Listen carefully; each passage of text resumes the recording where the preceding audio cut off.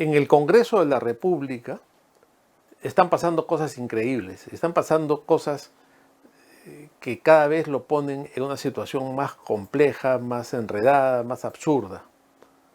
En este programa siempre hemos defendido al Congreso como el último reducto democrático, el último reducto donde se ejercía el debate durante el periodo de Pedro Castillo. Y también, pese a que lo han desprestigiado con tantas campañas y todo, hemos defendido el hecho de que el Congreso, en el momento oportuno, ha impedido el tema de la constituyente, ha nombrado al Tribunal Constitucional, es decir, ha hecho su tarea hasta donde ha podido. Por supuesto, el nivel de los parlamentarios es deplorable, hay de todo, hay algunas excepciones notables, hay algunos buenos parlamentarios también, pero en general ya sabemos cuál es la realidad. Y el Congreso es, desde hace varios años, objeto de una campaña permanente de demolición para desprestigiarlo. Lo ha desprestigiado sin parar, Vizcarra, todos estos gobiernos progres, ¿no? Porque no les gusta el Congreso, ellos quieren gobernar solos. Entonces inventan esta historia del Congreso obstruccionista, que no permite gobernar, lo que es mentira. Cuando vemos las estadísticas nos damos cuenta que es así. Todas las cuestiones de confianza, la ratificación de los primeros ministros con voto de investidura, el otorgamiento de facultades para legislar, siempre ha salido, ¿no? Y por supuesto, pues ha habido censuras de algunos ministros, pero ese es trabajo del Congreso. El hecho que censuren a un ministro no es malo, al contrario, es bueno porque están fiscalizando. Pero en fin, eso es un tema aparte, he querido hacer una introducción por ese lado, ¿no? Y también que es muy distinto cuando dicen, por ejemplo, en el caso de Pedro Castillo, que era un delincuente, un aliado del terrorismo, del narcotráfico y un ladronzuelo que había tomado por asalto el poder, decían la desaprobación de Pedro Castillo es menor que la del Congreso. La desaprobación de Pedro Castillo está en 50 y el Congreso 70. Es un mal análisis ese, porque el Congreso difícilmente se puede evaluar igual que una persona, porque en el Congreso hay 130, hay 13, 14, 15, 10 bancadas, porque acá va cambiando todos los días eso. No, hay 5, 6 o 7 partidos políticos de diferentes tendencias. Entonces la visión de la opinión pública, la visión de la gente, no es la misma, pues, porque, claro, si me dicen a mí, ¿usted qué piensa del Congreso? Y yo veo a personajes deplorables, pues lamentables, impresentables, como Puca Bellido, ¿no? O como Bermejo, o como todos estos congresistas de la izquierda, ¿no? La señora Luque, ¿no? La otra congresista que tiene casas en Estados Unidos y habla contra Estados Unidos permanentemente, ¿no? O ese matón, cobarde, que da puñetazos y sale corriendo, que ya ni me quiero acordar su nombre, ¿no? Pero que es un tipo además resentido, racista, que dice que la gente, por ejemplo, este congresista, que se llama Pasión Dávila, dice que las personas afroperuanas no son peruanas, ¿no? El grupo de la cultura negra del Perú, que tiene tantos siglos acá, no son peruanos. La gente blanca no es peruana. Eso lo dice, no es broma. Este anormal de Pasión Dávila que da puñetas y sale corriendo como un cobarde, ese matoncito de barrio, dice, por ejemplo, se permite decir que las personas negras no son peruanos porque los trajeron y los introdujeron acá. Y los blancos tampoco son peruanos porque son invasores. O sea, en su reducidamente no existe el mestizaje, no existe la unión de las culturas, nada, ¿no? Y claro, él se apellida Dávila, el pobre diablo. Entonces ese apellido, ¿dónde salió? Algo pues de sangre española debe tener, ¿no? Por muy originario que se crea. Y en todo caso pues debería andar con taparrabos o con uncu o con algún traje precolombino, ¿no? Si se cree tan puro y tan originario, que es otro cuento del cual vamos a hablar pronto en este programa, este absurdo de la pluriculturalidad y los pueblos originarios, que no es más que un cuento que han inventado los comunistas para destruir la identidad de los países e imponer su sistema totalitario. Pero bueno, estábamos hablando del Congreso Y les decía, si a mí me muestran a estas personas, yo voy a decir que desapruebo el Congreso. Pero si me muestran, por ejemplo, a Adriana Tudela, o me muestran al almirante Montoya, o alguno de los congresistas que destacan, yo voy a decir, aprueba el Congreso. Entonces, ¿a qué viene esto? A que no se puede medir la aprobación de una asamblea de 130, que son todos diferentes, y comparar con la aprobación de una persona, que puede ser un buen presidente o un mal presidente, o un delincuente como Castillo o como Vizcarra.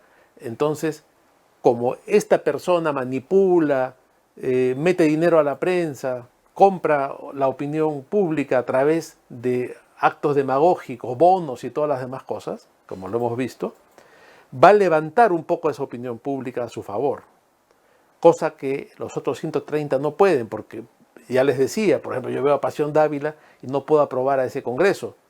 De repente a usted no le gusta Montoya y va a decir yo no apruebo el Congreso, entonces es muy diferente medir 130 contra 1. Y en ese Congreso de 130 es difícil ponerse de acuerdo. Y ahora están en un laberinto. Están en un laberinto porque cayeron en el juego del adelanto de elecciones. Y entonces se votó rápidamente el 20 o 21 de diciembre y hubo más de 90 votos a favor del adelanto de elecciones. Eso se tenía que ratificar en una segunda legislatura. Esa segunda legislatura tendría que haber sido ahora en febrero, pero se prolongó la primera. Pero bueno, ¿y entonces qué sucede?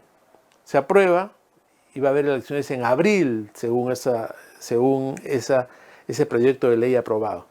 Pero ahí votaron todos, más de 90, y los izquierdistas más radicales después dijeron, oye, un momento, hemos votado adelanto de elecciones, pero queremos nuestro caramelo, que es la Asamblea Constituyente, porque ahí vamos a meter todo el veneno para destruir el país. Entonces no nos han dado el caramelo de la Asamblea Constituyente. Entonces no vamos a votar a favor en la segunda votación del adelanto de elecciones para abril. Simultáneamente, como había un montón de vándalos en la calle destruyéndolo todo, terroristas matando policías, incendiando fábricas, la gente se empieza a asustar y piensan, llevados también por ciertos intereses de algunos grupos, que el adelanto de elecciones va a solucionar ese problema, lo cual no es cierto. No es cierto porque los radicales quieren asamblea constituyente y no van a ceder. Por supuesto no lo van a conseguir, pero ellos no van a votar por el adelanto de elecciones sin asamblea constituyente. Entonces, Fuerza Popular, encabezada la bancada de Fuerza Popular por su vocero, Nando Guerra García, deciden que van a hacer un gesto para contentar a estos rojos. ¿Y cómo los van a contentar? Adelantando las elecciones más. Entonces, en la Comisión de Constitución, Guerra García presenta un proyecto para que ya no sea en abril, sino en octubre de este año. ¿No? Unos meses menos, pensando, haciendo un mal cálculo político, que la izquierda los iba a aplaudir, ¿no? Entonces, Fuerza Popular se convertía así en un partido que era capaz de dialogar, todo este cuento, toda esta patraña pues de la izquierda. ¿Y qué pasó? La izquierda no entró en el juego de Fuerza Popular, vino Nando Guerra García con un ramo de flores, que eran las elecciones de octubre, y la izquierda le dio un portazo en la cara, no le recibió las flores. Votaron en contra. Entonces uno se pregunta, entonces, ¿qué quieren estos? No quieren el adelanto. Hablan todos que se vaya Dina Boluarte y cuando les dan el adelanto de elecciones no votan a favor, porque todo es mentira. Ellos quieren asamblea constituyente sí o sí. Y como no se les va a dar, no van a votar. Entonces se perdió la oportunidad de una segunda votación sobre esa primera que ya había sido ganada en diciembre, y que en una segunda votación con 65 o 66 votos, si es que no se alcanzaban los 2/3 que requiere el reglamento, se podía ir a un referéndum, porque eso sí lo permite el reglamento, eso sí es constitucional. Un referéndum para que se apruebe el adelanto de elecciones, si es que no procedía a una segunda votación con 2/3. Se perdió esa posibilidad. Dina Boluarte hizo una aparición bochornosa en televisión diciendo que iba a presentar un proyecto al Ejecutivo para que además de eso se cree un Congreso que tenga facultades constituyentes.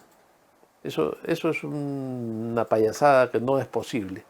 Y además tampoco es posible discutir en esta legislatura este tema porque ya hay un proyecto adelante, no puede haber una nueva discusión sobre algo que ya se votó. Entonces lo archivaron, como posiblemente se va a archivar cualquier otra de estas ideas, y en realidad, piénselo usted, dele vueltas, ¿es posible hacer elecciones en el Perú de hoy? Como están las cosas, ¿alguien haría campaña electoral, digamos un candidato de derecha o de centro, haría campaña electoral en Juliaca, en Puno, en Puerto Maldonado? En Puerto Maldonado han ido a quemarle la casa a un gobernador regional que lo acaban de elegir. Y han ido a quemarle la casa con él y las hijas adentro. Y el hombre tuvo que defenderse a balazos, cosa que estuvo muy bien, porque si no lo iban a matar, eso es defensa propia. ¿No? Hay que quitarse de la cabeza esta idea absurda de que si te tiran una piedra, tú te defiendes con una piedra. Si te tiran un palo, tú te defiendes con un palo. Para que haya proporcionalidad. Eso no es proporcionalidad. La proporcionalidad va en función del peligro. Si hay una turba que va a encender la casa contigo adentro, les metes bala y se acabó el problema. Como fue, salieron corriendo y el hombre se salvó. Pero la pregunta es, a él lo acaban de elegir y a él lo querían quemar. El ambiente en el Perú es un ambiente electoral. ¿Se puede hacer elecciones en este momento?